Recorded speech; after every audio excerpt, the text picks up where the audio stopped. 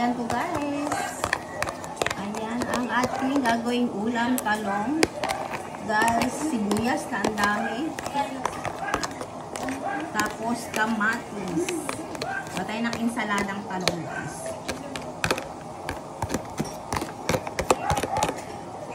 Ayan. Tapos lalagyan po natin siya ng alamang. Ayang alamang po natin guys is mayroon na yung sili. Ayan yung po ginawa natin alamang. Ayan po guys.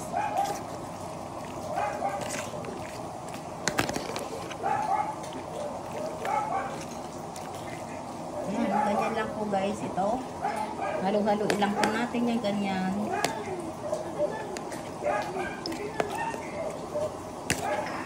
Ayan, naglagay din po tayo dyan ng pinikpit na ano la, guys. Dinikpit na bawang.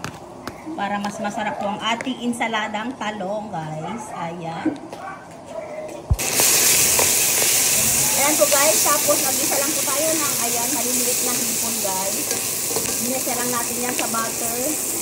Daming bawang, guys. Tapos, lagay tayo ng konti sauce dyan, guys. Kasi meron tayo dyan ng sauce na. Yes. Ayan. Ayan na po guys. Okay na yan.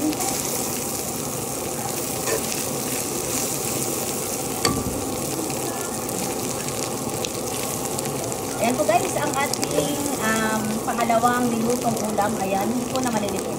Ayan po guys. Angoyin na po natin. Ayan na po guys, ang ating insaladang talong guys. Ayan. Naglagay tayo ng boiled egg. Tapos, eto guys, yung maliliit na hipon. Ginisa lang po natin yan sa maraming bawang at saka butter. Ayan po ang ating ulam guys. Tara guys, kain na po tayo.